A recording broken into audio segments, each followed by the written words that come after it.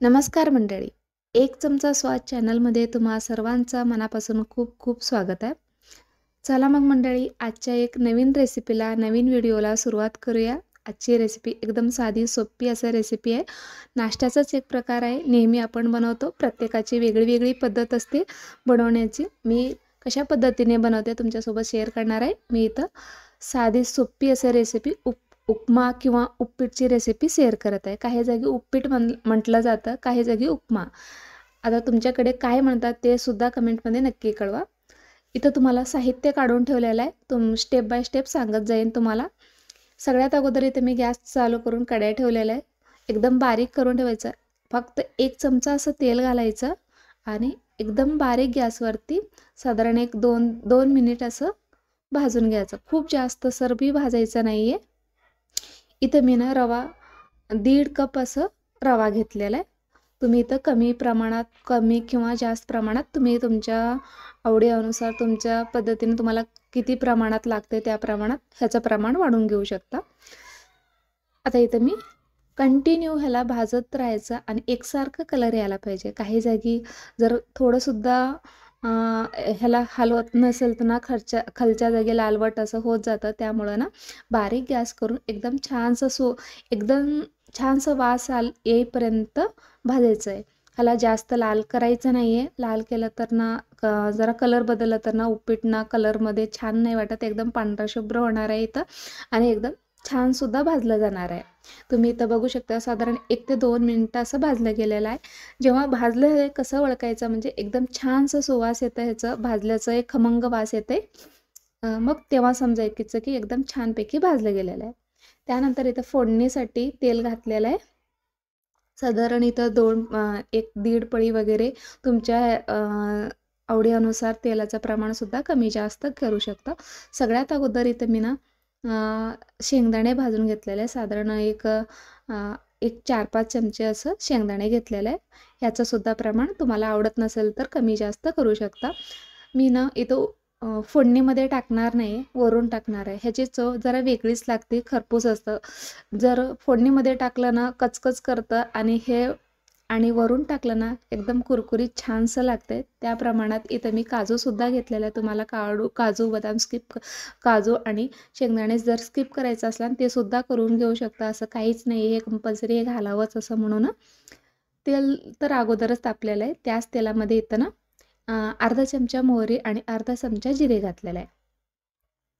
आता हे दोन्ही घातल्यानंतर ना इथं ना अर्धा चमचा असं उडदाची डाळ घातलेली आहे आणि अर्धा चमचा असं चणा डाळ घातलेला आहे. हे एकदम आवर्जून घाला. उपीटला एकदम छानसं चव लागतं. इथं आमच्याकडे उत्तर कर्नाटकामध्ये स्पेशल हे घातलंच जातं. ह्याच्यामुळं ना उपीटाला ना एकदम वेगळीच चव येते. खमंग असं छानसं लागतं आहे उपीट. इथे मी छानसं मीडियम साईजचे 3 कांदे घेतलेले एकदम बारीक कट करून घेतलेला आहे. ह्याला जाडसर बी कट करून घेतलं तरीही चालतं. मला बारीक आवडतात म्हणून एकदम बारीक चॉप करून घेतलेलं आहे. आता इथं ते सुद्धा थोडं परतून घ्यायचं. हे सुद्धा लाल होईपर्यंत परतून घ्यायचं नाही. अगदी थोडं ट्रान्सपरंट झालं ना तोपर्यंत परतून घ्यायचं. खूप जास्त परतून घ्यायचं नाही आहे. आता इथे मी फ्रेश असा कढीपत्ता घेतलेला आहे. कढीपत्तासुद्धा यामध्ये घालायचं आणि इथं मी 2 ते 3 हिरव्या मिरच्या घेतलेल्या आहे. ह्याचंसुद्धा प्रमाण कमी जास्त तुमच्या तिखटानुसार कमी जास्त करून घ्यायचं. ह्याच्यामध्ये ना तुम्ही काही वेगळ्या भाज्यासुद्धा घालू शकतो. मी जास्त काही घातलं नाही. साधारण 1 चमचा असं गाजराचं एकदम बारीक तुकडे करून घेतलेले आहे. टमाट्याचं फक्त साल घातलेलं आहे. वरचं रस वगैरे मधलं काहीच घातलं नाही. अगदी थोडंसं साल कट करून घेतलं आहे. ह्याच्यामुळं ना उपीटला कलरसुद्धा कलरफुल एकदम छान सर्वही लागतं आणि सगळं घातलंही जातं म्हणून मी घातलं आहे. इथं साधारण 1 चमचा असं फुटाणे घातलं आहे किंवा जे फुटाण्याची डाळ असते ना ते घातलेलं आहे. आता हे सगळं घातल्यानंतर अगदी थोडंसं मीठ घालणार आहे. जे काही मी कांदा वगैरे घातलं आहे ना ह्याच्यामध्ये ना कांदा, टोमॅटो, गाजर हे जरा एकदम छानसं मऊसर पडावंसर म्हणून थोडंसं मीठ घातलेलं आहे. बाकीचं मी नंतर घालणार आहे. ज्या वाटीनं रवा घेतला ना त्याच वाटीनं मोजून पाणी घालायचं. जितकं रवा घेतले त्या दुप्पट पाणी घालायचं आहे. आणखी थोडंसं पाणी वाढवायचं आहे. अगदी थोडंसं म्हणजे इथं बघा मी 1.5 कप पाणी 1.5 कप रवा घेतलेला होता, 3 कप असं पाणी घातले.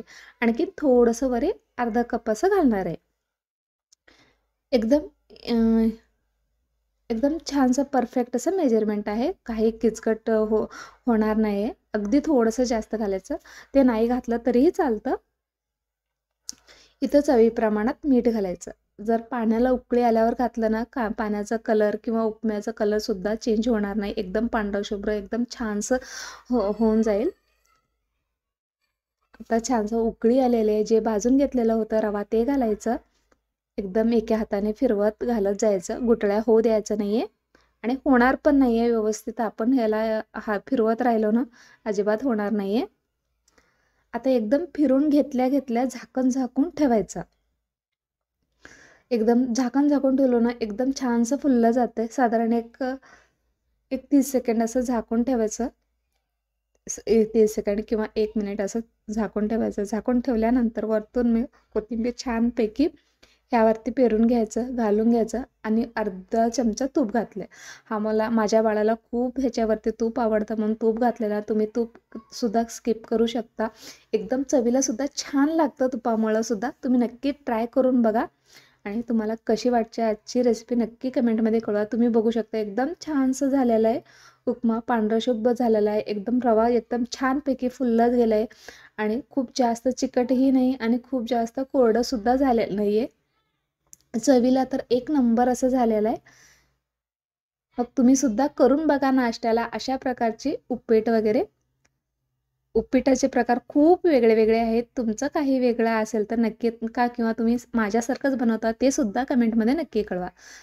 चला मग पुन्हा भेटू पुढच्या व्हिडिओमध्ये. तोपर्यंत खात राहा, हसत राहा आणि बघत राहा एक चमचा स्वाद. धन्यवाद.